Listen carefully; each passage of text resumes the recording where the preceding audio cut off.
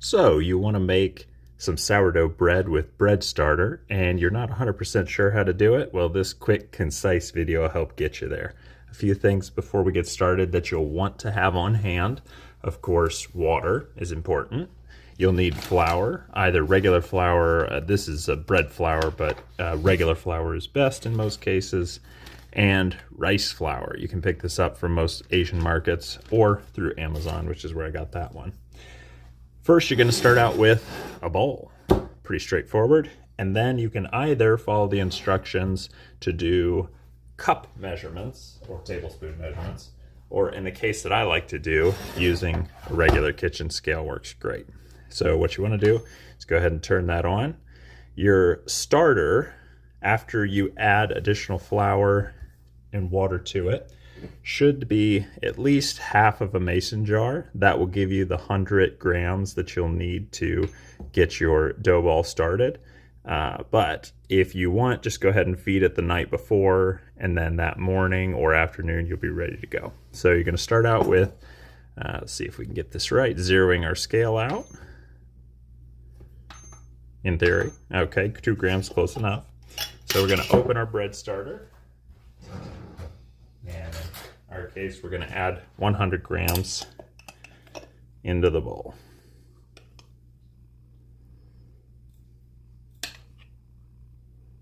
Perfect. Okay.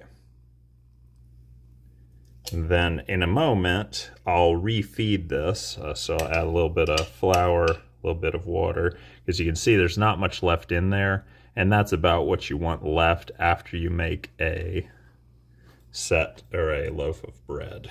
You don't need a lot. You do want to replenish it regularly so that it doesn't kick off and start to smell nasty.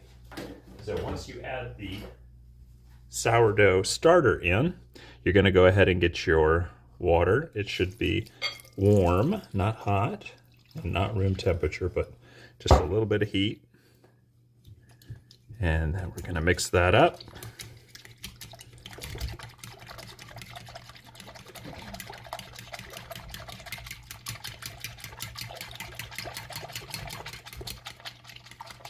Make sure you get it off all the bottom, because you won't really be able to see how well it's mixed. The water gets pretty cloudy.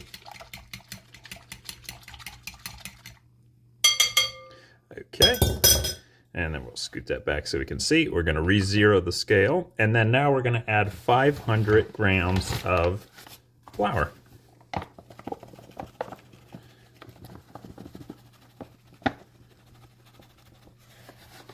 Added a little bit too much. Scoop a little out.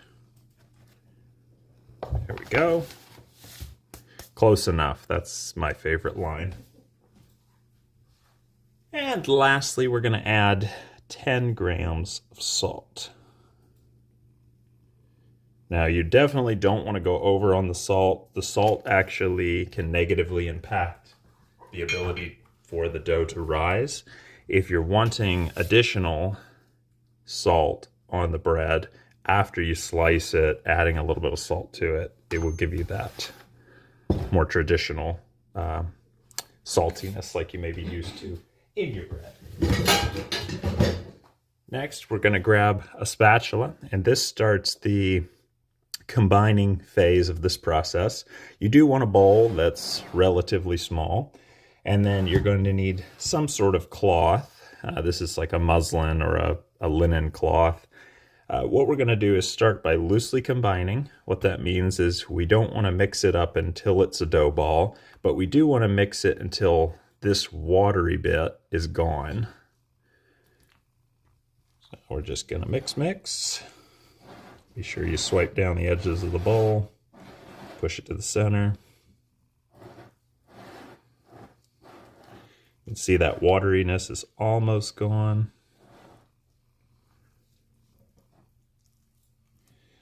Okay, so this is what is considered loosely combined. So now there's no, you see I tilt it, there's no water in there, like liquid water. It's now sort of combined with everything, but it's definitely not a dough ball by any means. So this starts the process of what they call stretch and fold, which is very straightforward. And what we're going to do is put this in a warm location for 15 minutes, preferably in your oven with the light on is usually warm enough. It does want to feel about 80 degrees, somewhere around there, to give you the best result for this combination to start combining properly. So let's go ahead and toss that in a warm place, and we'll be back in 15 minutes. Let's talk about reconstituting after you use your sourdough starter. You'll notice there's not much in there. It's just this little bottom here. What we're going to do is start off by adding just a little bit of flour. I never measure this part. I just kind of wing it based on if I'm ready to make another dough tomorrow. Because again, like I said before, you need about a half a jar to get the 100 grams you need, but still leave a little extra. So it doubles in size is the target here. So you should have about a quarter of the jar full. So now I've got it filled to about here with the flour. And then we're gonna go ahead and add the water and mix that up. Now what you're shooting for this mixture is combined, but not a dough ball. So you can see in there how it's got some structure to it, how it's not kind of slumping back down to the bottom of the container. So I would say that's a little too dry. So I added a little bit more water, and we'll mix that up some more. And now you can see it's kind of slumped down in the jar. It's not holding its shape. Let's see if we can get that focused. Yeah, there we go. It's not holding a dough ball shape per se. And that's kind of what I shoot for. Anywhere from that to almost runny. You definitely don't want to create a dough ball in there. So you can see how that looks. Now, for storage, you want to put your lid on, but I do not tighten it ever. I leave it like that. If you're going to be re-adding flour or using it a lot, this can be left out on a counter and flour and water added every day. Now, once the jar gets over half full, you need to throw out the excess. Even if you're not using it, no big deal. You are simply adding flour, water. If you get over half a jar, throw it out till it's down to just that little bit at the bottom and then restart. You don't ever want to leave the jar full because you'll over ferment and it'll cause it to smell all sorts of weird ways or look weird or all manner of weirdness. Now, if you want to store it a little bit longer where you're not messing with it every day, you'll want to go ahead and leave it in the fridge. You only really have to do anything with that about once to twice a week, depending on how your dough reacts in the fridge. Everybody's is a little bit different. So in the fridge, every 3 days, you should get the full rise out of what you're mixing, and either using it or mixing flour again would be what you're shooting for there. That's up to you, depending on what you feel most comfortable doing, whether it stays out on the counter or gets tossed in the fridge. Let's go into the final rise phase. Now, this is what you'll do before you throw it into the oven, which we'll get into that at the very end of the video. What you're going to need is either a bowl or what they call a banneton, which is just it's like a wood basket. You can use a bowl just simply lined with a cloth, and I'll show you what I mean by that. So a standard bowl with a cloth into it will work just fine for this, whereas this is like a cloth in a basket, which is nice. Now, you'll notice this has flour in it, which this is where the rice flour comes into play. Rice flour causes the dough not to stick to the fabric, because if you were to just drop your dough ball in here, you'll never get it off the fabric. It'll cling to everything. So if you're doing this method, you want to be sure to sprinkle a liberal amount of this rice flour in here and coat the fabric enough to where there's a good layer like you see in here. So this is the color of the cloth normally, and then you can see this is fully coated with that rice flour. And that's designed to just create a barrier between the dough ball and the rice flour so that, the dough ball and the fabric so that nothing sticks into the basket and it'll lump out nice and easy. But either option is fine. And on that final rise, you want to be sure that you cover this. So after putting the dough ball in, you'll want to add flour to the top and of course throw this over so that the dough ball stays in there. And you're going to let this rise on the counter, which we'll go into in the final steps. Now starts the first stretch and fold. So you want to go ahead and uncover your mixture. It should have risen a little, not too much. And this is super sticky. So the important thing is to wet your hand front and back. You can either dip it in water or run it under the water. So now you can see I've got water front and back of my hand. So you're going to scoop, kind of draw it out a little, flip it over. And then I'm going to go ahead and wet my hand again. Draw it out, flip it over.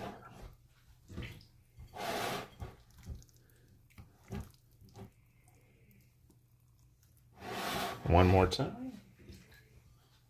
So we're going to do this a total of 4 times, and what this is doing is building structure to the dough. So every time we do this, folding over the edges, it creates structure. Now if you do this too much, it's a lot like whipping pancake batter too much.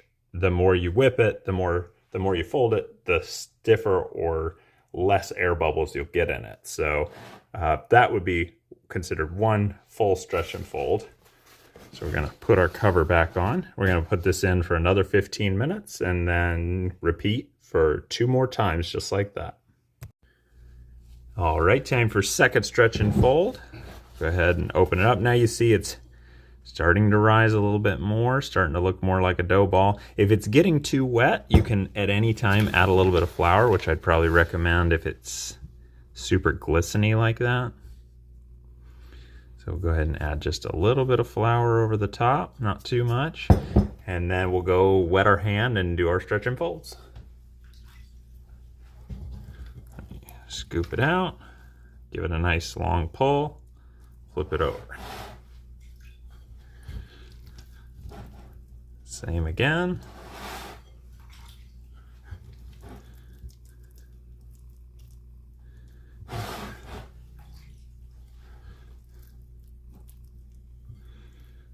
Okay, just like that. And then if it's not quite round, I always just kind of work it into a round shape. Okay, so I'll go ahead and add, before we let it rise this time, just a tiny dusting of flour. So this is rise number 2, stretch and fold number 2. So we're going to do that one more time for stretch and fold. So one more 15-minute wait. All right. Final time with stretch and folds. Now you're seeing we're getting kind of a dough. It's still a little gloopy, a little bit soft. So I'm just going to add a little bit of flour to the top, and then we're going to go ahead and do our stretch and folds.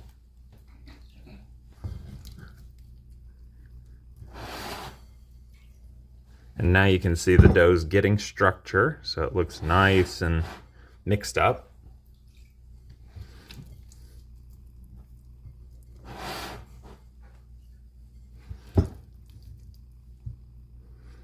Okay, so now you see the dough has a little bit more structure to it. It's kind of holding its shape.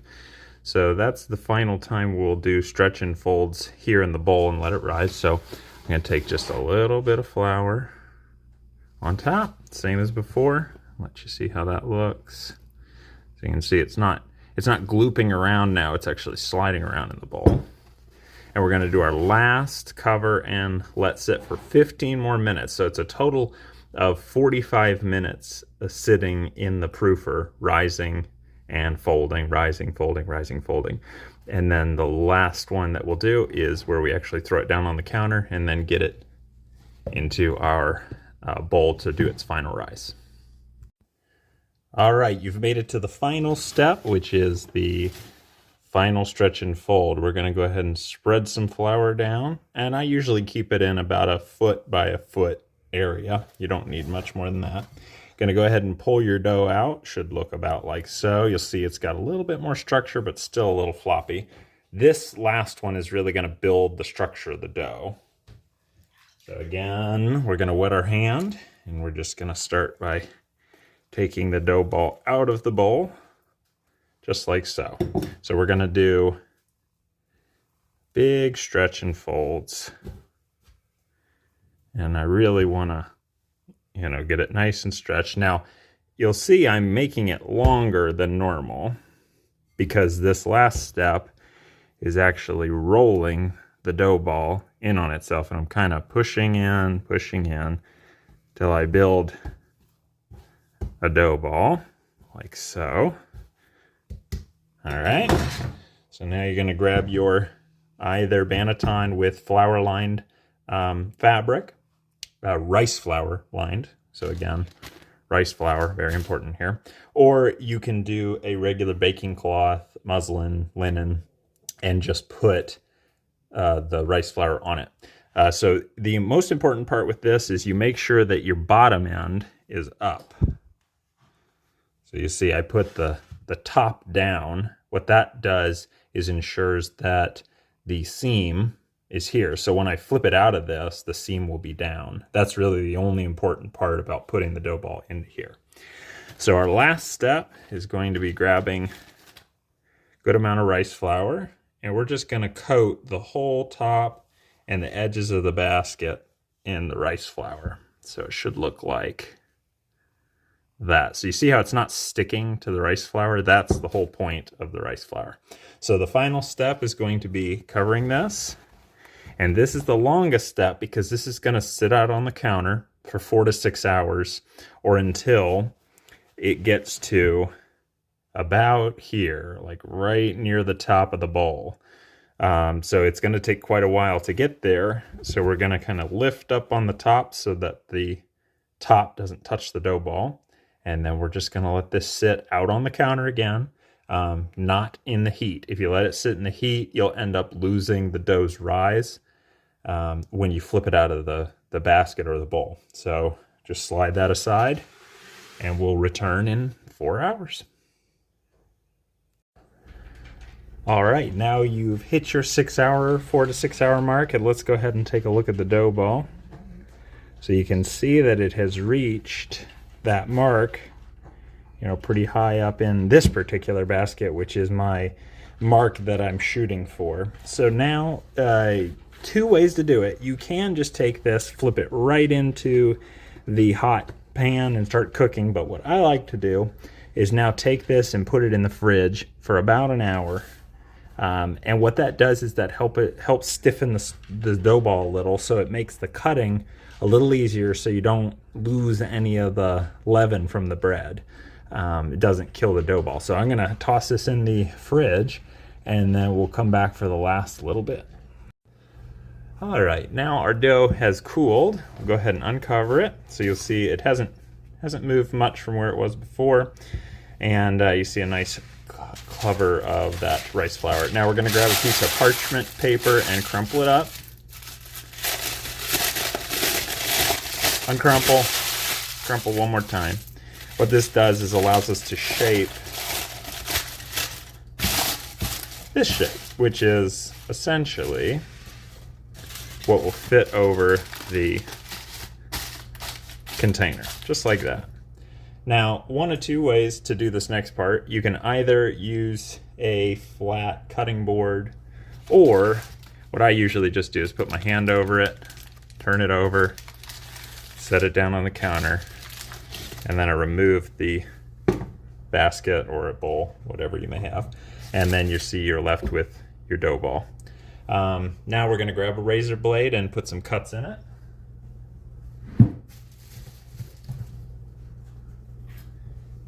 And you want to cut pretty deep with this, so I'll drag back pretty hard on it.